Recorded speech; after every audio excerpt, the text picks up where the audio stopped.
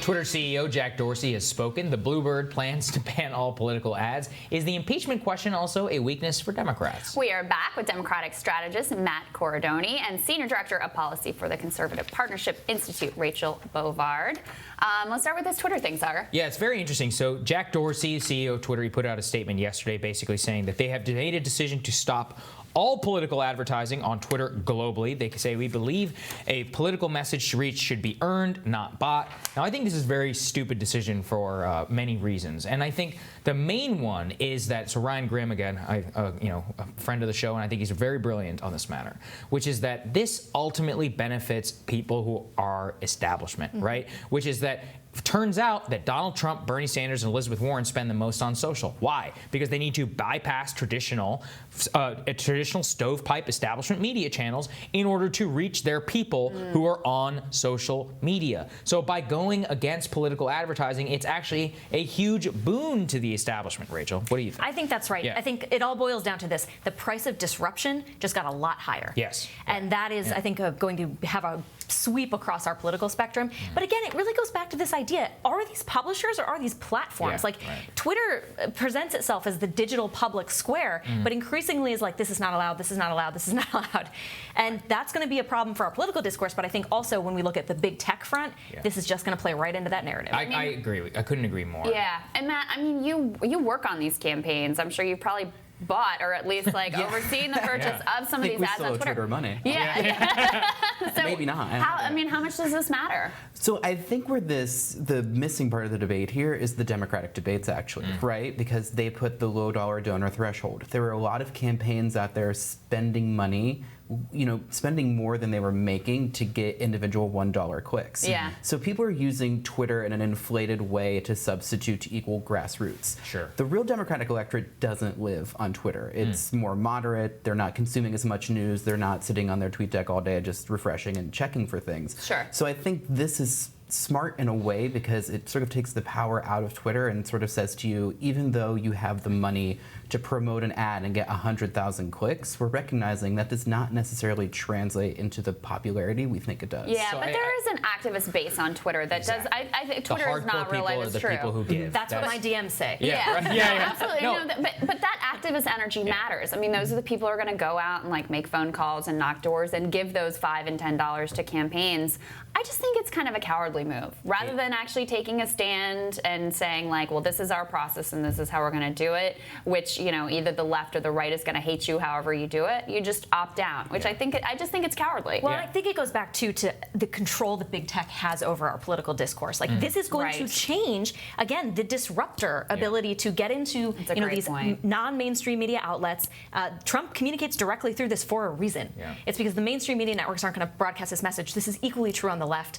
This is big tech controlling our political discourse. That needs to be talked about. Yeah, and they've become now allies of the establishment. Basically, the New York Times and everybody got Twitter so scared about fact-checking political ads that they said, forget it. We don't want your political ads. That's a net loss for democracy. This is what's happening with Facebook right now. Basically, they want Facebook to fact-check political ads, which would actually make them more like a publisher than it would a platform. Guess what? The FCC does not. They actually require broadcast networks not to fact-check political ads, specifically because fact-checking is an inherently political process. And you can just go read the Washington Post fact checker if you think that I'm wrong. See on what that they one. think of Bernie Sanders. See how comfortable you are with that. And anybody, it's not just. That's the thing. This is what Rachel's saying. It's not about just one left or right. It's actually anybody in anti-establishment lane. This is a massive loss to them. Yeah. So what do you think, Matt? I don't think we should be coming down on fact checking. I just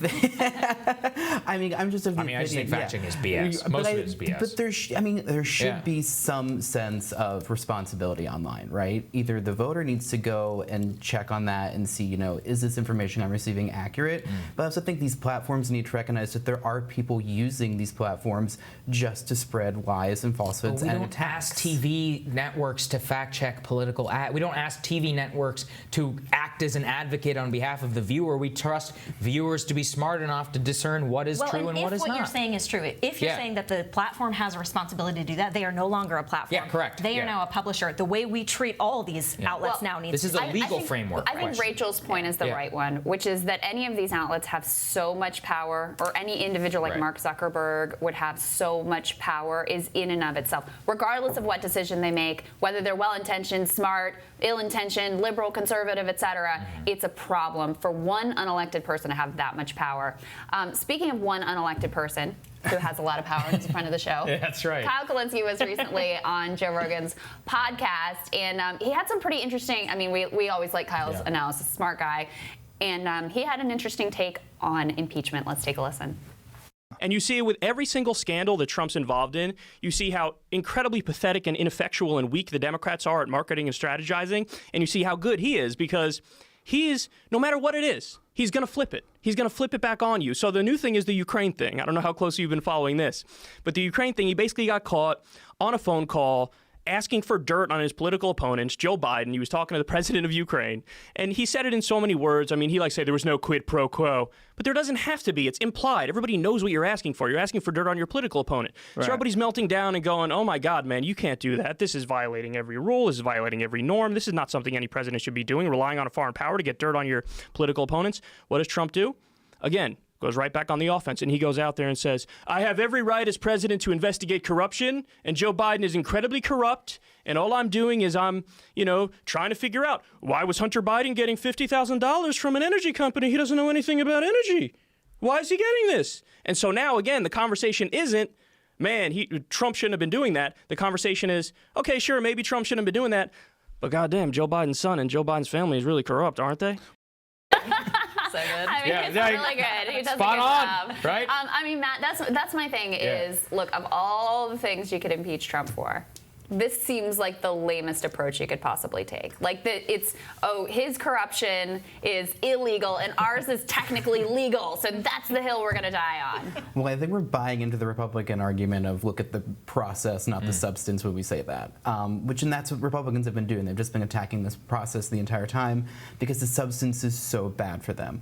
If you remove the actors, remove the political parties, and bring it down to one fundamental national security question, should the President of the United States lobby a foreign entity to investigate someone who is also their political opponent at the time? People are having a hard time in the Republican Party answering that question. Democrats in the toughest districts, the folks who led the Washington Post op-ed, they were all, frontline at-risk first-term members. They're also all national security experts that Serve America PAC had endorsed. Folks like Joe Cunningham down in South Carolina and Jared Golden, who's also a veteran up in Maine.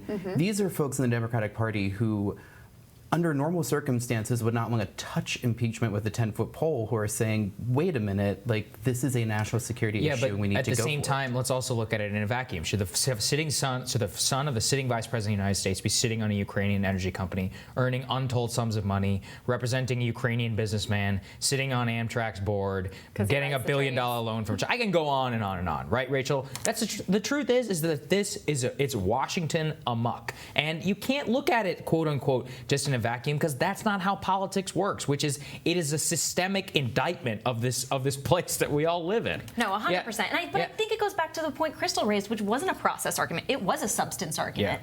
And I think, we can't even have an informed opinion about it because everything's being done behind closed doors. That's true. You saw Adam Schiff actually go out and say, well, everything was about quid pro quo, and then he was like, well, we don't actually need a quid pro quo. Just trust us. We've heard things. Okay, well, show me.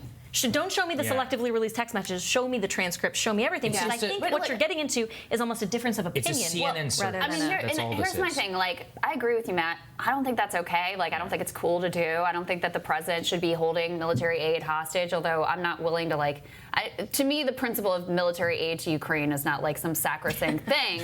But, I get you. I think it's wrong. But if you look at all of the things that we could have gone after him for, that this is the one where it's very he's bad, but we kind of look bad too. Just from a purely political standpoint, I don't think that this was the right move, not to mention this late in the cycle when you've got senators who are running for president who are going to be stuck in the Senate, during what could be a lengthy impeachment trial, not able to campaign, not able to talk about healthcare, not able to talk about climate change, not able to talk about wages. Do you really think, and you work for a moderate member of Congress, Seth Moulton, I mean, do you really think people in his district, like, this thing that happened on this phone call to Ukraine is their number one concern?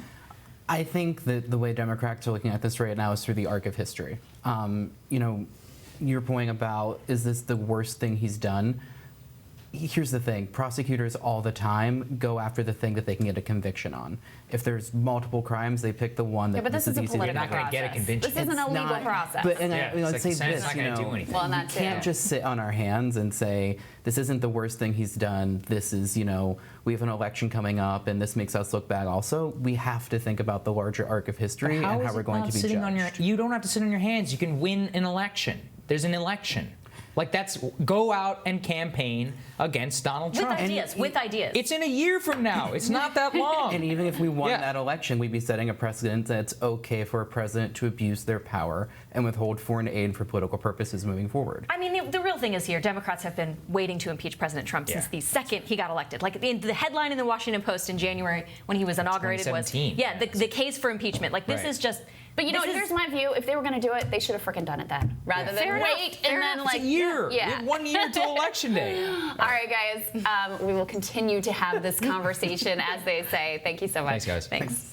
Tomorrow on Rising, Texas Congressman Jody Arrington. He will join us to talk about today's critical House impeachment vote. And our buddy Dr. Joe Pesci will be here. He's going to school us on quantum computing. And of course, Team Rising will be in the house as well. Have a wonderful Halloween. Have fun. Stay safe. Eat lots of candy. All that good stuff. See you Have tomorrow. a good one.